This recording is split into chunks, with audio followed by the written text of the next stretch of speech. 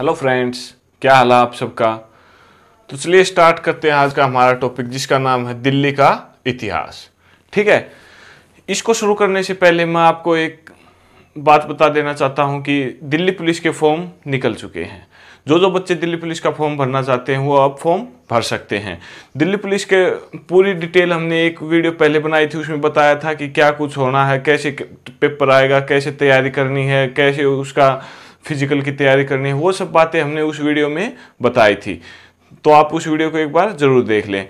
तो उसमें बस एक ही कन्फ्यूजन था एज का, कि उसमें डायरेक्ट दे रखी थी एज की 18 से 25 के बीच में जिसकी एज है वो फॉर्म भर सकते हैं, लेकिन उसमें ये नहीं बताया गया था कि कब से कब तक डेट ऑफ बर्थ होनी चाहिए और जो वो बच्चा फॉर्म भर सकता है। अब फॉर्म भरे जाने लग चुके हैं तो उसमें ये बात भी क्लियर कर दी गई है। तो वो डेट कौन सी है आपकी? तो वो डेट है आपकी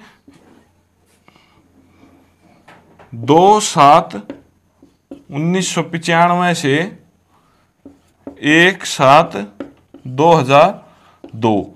इन दो डेट के बीच में जिनका जन्म हुआ है या डेट ऑफ बर्थ जिनकी इन दो डेट के बीच में है वो बच्चे दिल्ली पुलिस का फॉर्म भर सकते हैं। ठीक है, ये दोनों डेट भी इंक्लूड हैं।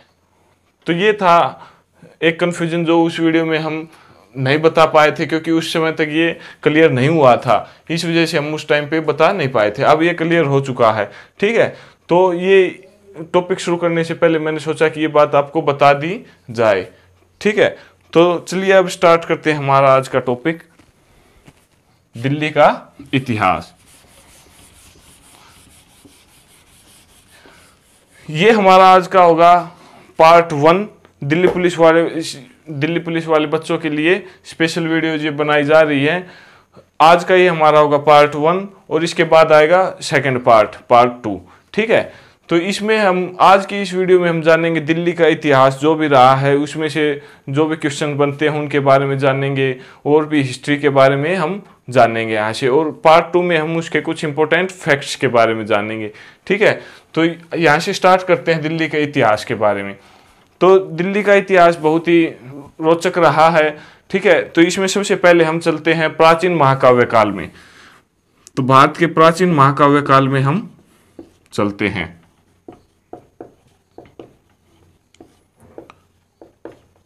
जैसा कि आप सब जानते होंगे कि प्राचीन महाकाव्य काल में 2 बड़े महाकाव्य हुए हैं भारत में। एक हुआ है आपका रामायण, दूसरा हुआ है महाभारत। ठीक है, इन सब का जिक्र हमने यहाँ पे क्यों किया? क्योंकि महाभारत में दिल्ली का इतिहास जुड़ा हुआ है। ठीक है, तो रामायण में तो जैसा कि आप सब जानते होंगे कि श्री राम, लक्ष्मण जी और हनुमान जी का जिक्र आता है, और महाभारत में कौरव और पांडव का जिक्र आता है। ठीक है, तो महाभारत के समय एक नगर हुआ है जिसका नाम था इंद्रप्रस्थ। ठीक है, दिल्ली का पुराना नाम रहा है इंद्रप्रस्थ। ठीक है, तो इसका नगर का जिक्र महाभारत में आता है। कब आता है? तो जिस समय कौरव और पांडवों के बीच राज्य का बंटवारा हुआ, तो उस समय पांडवों को एक नगर दिया गया कि जाओ भाई तुम वहां पे जाके राज करो, अपना वहीं पे अपना शासन चलाओ। ठीक है, तो वो उन्होंने देखा वहां पे जाके कि यह तो नगर बहुत ही मतलब उबड़ खाबड़ और पहाड़ वगैरह है, तो यहाँ पर मतलब शासन करना तो क्या, जीवन जीना ही बहुत कठिन कार्य है। ठीक है, तो वहाँ पे पांडवों ने फिर श्री कृष्ण जी को याद किया। श्री कृष्ण जी वहाँ पे प्रकट हुए और उन्होंने देखा कि यह जगह तो बिल्कुल रहने लायक है ही नहीं। तो उन्होंने विश्वकर्मा जी से प्रार्थना की और विश्वकर्मा जी वहाँ पर प्रस्तुत हुए। विश्वकर्मा जी ने देखा कि यह जगह बिल्कुल रहने लायक नहीं है, तो विश्वकर्मा जी ने क्या किया, श्री कृष्ण के निवेदन पर वो जो जगह थी उसको एक बहुत ही भव्य नगर के रूप में बसा दिया। मतलब एक इतना शानदार नगर बना दिया उसको कि वो बहुत ही मनमोहक लगने लगी। ठीक है, उसके बाद इसका नाम क्या पड़ा? इंद्रप्रस्थ। तो महाभारत में एक जगह का जिक्र आता है इंद्रप्रस्थ का। ठीक है, तो इंद्रप्रस्थ का अर्थ क्या है? इंद्र का नगर। ठीक है, इंद्र का नगर। उसके बाद एक क्वेश्चन और बनता है यहाँ पे बहुत ही इंपॉर्टेंट, क्या कि दिल्ली पुलिस का हेडक्वार्टर वर्तमान में कहाँ है, तो वो है आपका हेडक्वार्टर दिल्ली पुलिस का इंद्रप्रस्थ में। ठीक है, तो दिल्ली पुलिस का हेडक्वार्टर कहाँ पे है, इंद्रप्रस्थ में। और अगर क्वेश्चन पूछे आपसे कि दिल्ली का पुराना नाम क्या है, तो आपका इंद्रप्रस्थ। ठीक है, इसके बाद हम चलते हैं इसके दिल्ली के नामकरण की तरफ। तो इसके बाद हमारा हेडिंग होगा दिल्ली का नामकरण। तो दिल्ली का नामकरण कैसे पड़ा, उसके पीछे बहुत से इतिहासकारों का अलग अलग अपना तथ्य है। तो इसके बाद हेडिंग डाल लीजिए दिल्ली का नामकरण। दिल्ली के इतिहास में ही टॉपिक है ये आपका। इसके बाद हम पढ़ेंगे दिल्ली की स्थापना नामकरण के बाद, और उसके बाद दिल्ली राजधानी कैसे बनी, क्या उसका प्रोसीजर रहा, पूरी डिटेल अभी थोड़ी देर में जानेंगे। ठीक है, तो हेडिंग डाल लीजिए दिल्ली का नामकरण। यहां से क्वेश्चन पूछने की संभावना बहुत कम है, क्योंकि ये अलग अलग तथ्य दिए गए हैं अलग अलग इतिहासकारों ने।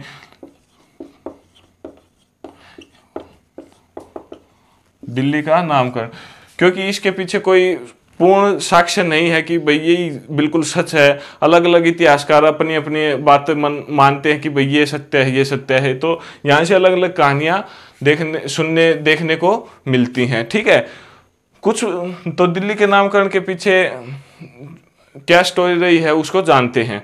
तो कुछ एक इतिहासकार मानते हैं कि एक राजा ढिल्लू नाम का राजा हुआ है, राजा ढिल्लू। ठीक है, कोई राजा ढिल्लू हुआ था इतिहास में हमारे, तो उसके नाम के ऊपर दिल्ली का नाम क्या पड़ा था उस समय, दिल्ली का, दिल्ली का। ठीक है, दिल्ली का से फिर बाद में समय के अनुसार बदलता बदलता गया और बाद में दिल्ली आया। कुछ इतिहासकार इस बात को मानते हैं, और कुछ इतिहासकार मानते हैं कि पुराने समय में जब सिंधु घाटी सभ्यता ध्वस्त हो गई थी पूरी तरह से, तो कुछ इतिहासकार उस बात को मानते हैं कि भाई वहाँ पे भूकंप वगैरह आया था, कुछ बाढ़ वगैरह आई थी, जो भी आया था उसकी वजह से सिंधु घाटी सभ्यता हम जैसे कि हिस्ट्री में पढ़ते हैं वो खत्म हो गई थी।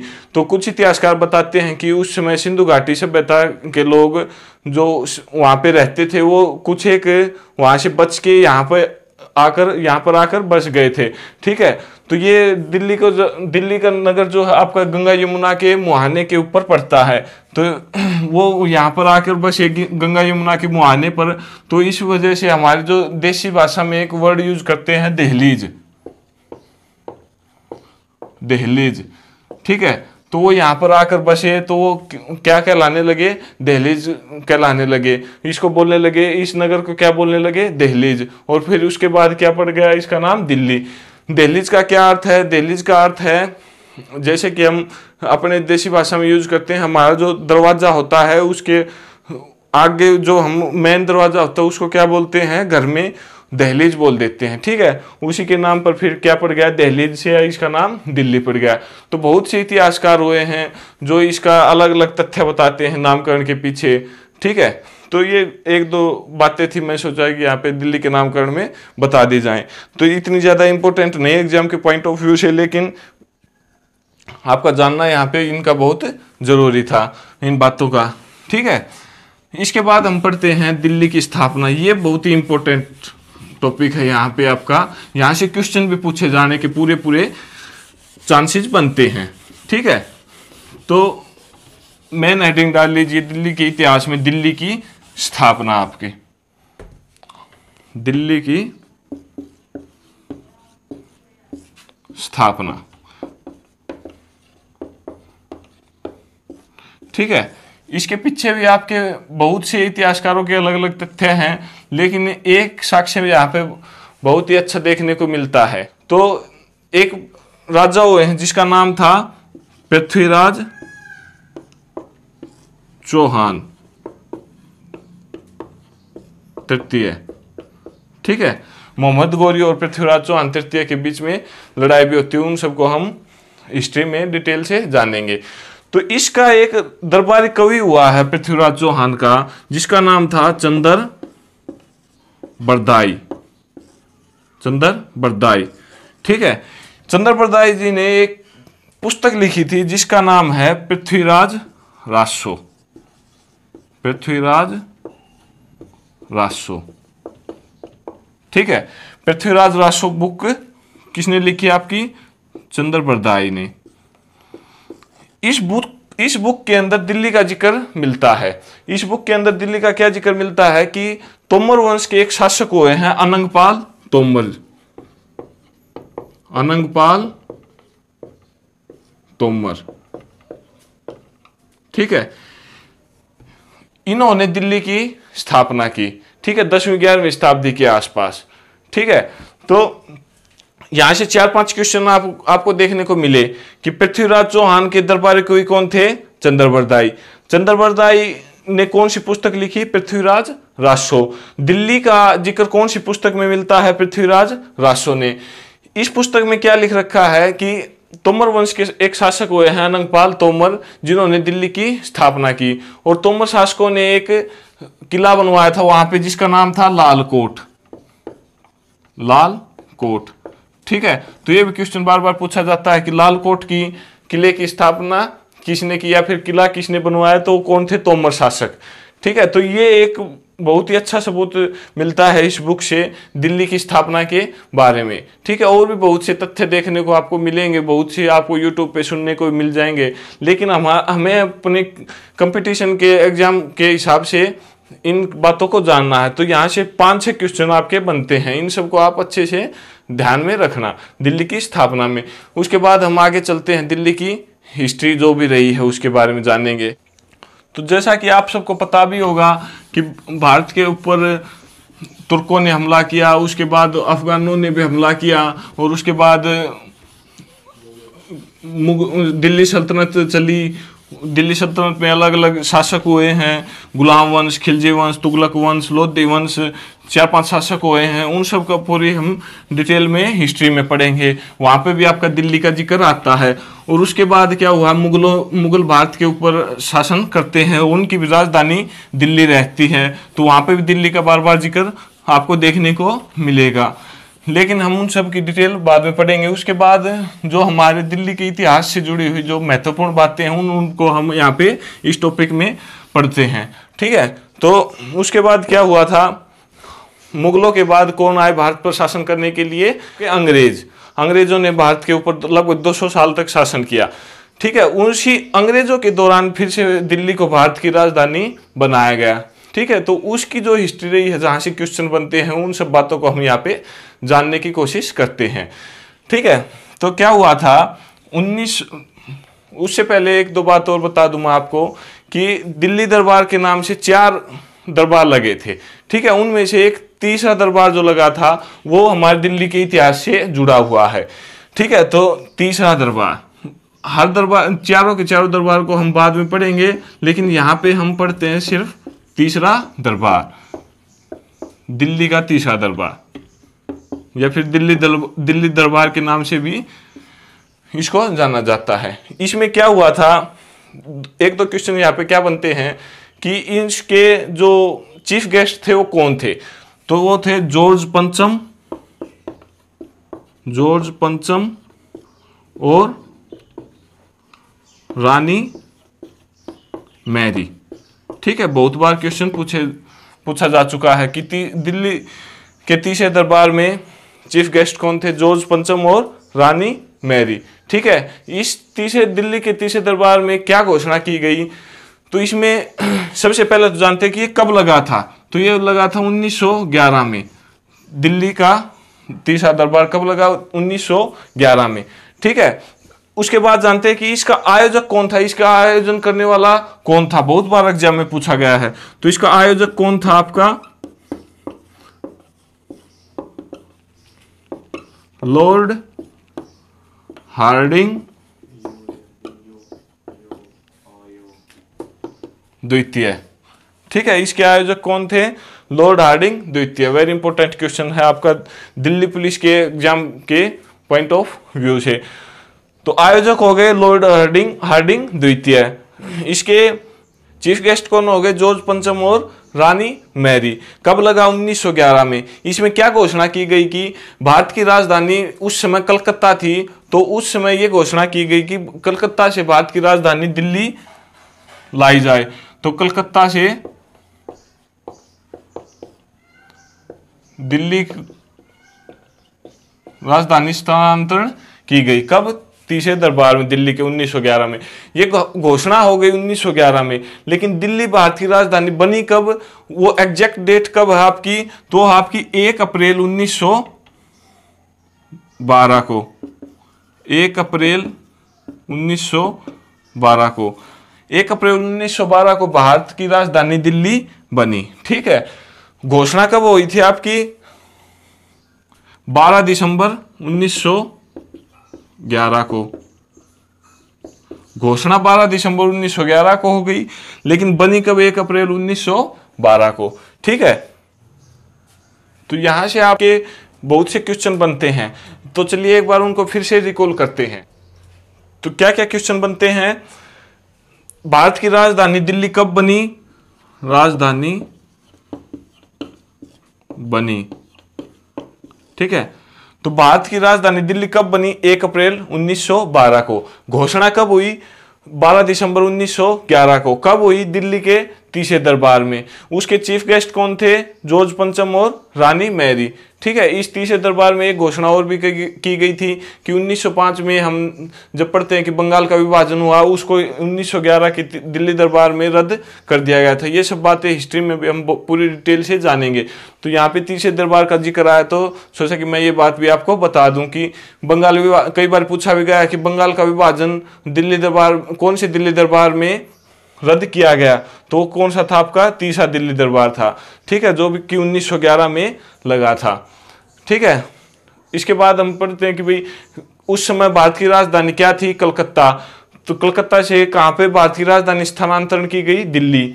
तो ठीक है, ये दिल्ली के इतिहास का एक बहुत ही महत्वपूर्ण भाग बोल सकते हैं कि दिल्ली के इतिहास में ये एक अहम भूमिका रखता है आपका। इसके बाद हम पढ़ते हैं कि भाई 1956 में भारत की राजधानी जो दिल्ली थी उसको केंद्र शासित प्रदेश घोषित किया गया। तो पूछेगा आपसे कि भारत की राजधानी दिल्ली को कब केंद्र शासित प्रदेश घोषित किया गया? तो इसका राइट आंसर क्या होगा? 1956 में, 1956 में केंद्र शासित प्रदेश दिल्ली को घोषित किया गया। ठीक है। और एक क्वेश्चन और भी पूछा जाता है कि आधुनिक दिल्ली का वास्तुकार किसे कहा जाता है? बहुत बार एग्जाम में पूछा गया है ये क्वेश्चन आपका। तो आधुनिक दिल्ली का वास्तुकार किसे कहा जाता है आपका?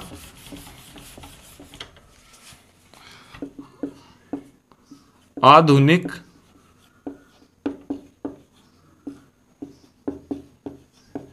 दिल्ली का वास्तुकार। नेक्स्ट पार्ट में हम इसके बारे में देखेंगे कि बहुत से जो दिल्ली के ऐतिहासिक स्थल रहे हैं वहां पे इस बंदे का बार बार जिक्र आएगा, क्योंकि इसने वहां पर बहुत ही मतलब जो भवन वगैरह बनाए थे उनका नक्शा तैयार किया था। तो ये कौन थे? Sir Edwin Lutyens. Edwin Lutyens. ठीक है। इस बंदे का आधुनिक दिल्ली को बनाने में बहुत ही महत्वपूर्ण योगदान रहा है। इसी वजह से इसको आधुनिक दिल्ली का वास्तुकार कहा जाता है, सर एडविन लुटियंस को। ठीक है। तो ये एक क्वेश्चन बहुत बार बार पूछा जाता है, ध्यान में आया तो मैंने सोचा कि यहाँ पे आपको बता दिया जाए। आधुनिक दिल्ली का वास्तुकार सर एडविन लुटियंस। ठीक है। तो ये था आपका दिल्ली का इतिहास, जो कि अभी जो दिल्ली पुलिस का एग्जाम होने वाला है उसमें इनमें से 2 से 3 क्वेश्चन पूछने के पूरे चांसेज हैं। तो आज के इस पार्ट में हमने पढ़ा दिल्ली का इतिहास, और नेक्स्ट पार्ट में हम पढ़ेंगे दिल्ली के कुछ इंपॉर्टेंट फैक्ट्स, दिल्ली के कुछ ऐतिहासिक स्थल और भी बहुत सी बातें जो दिल्ली पुलिस के एग्जाम के पॉइंट ऑफ व्यू से बहुत ही महत्वपूर्ण हैं, और उनकी पूरी डिटेल जानेंगे बहुत ही अच्छे से। ठीक है। तो अगर आपको ये वीडियो पसंद आई है तो लाइक करें, शेयर करें और सब्सक्राइब करें। धन्यवाद।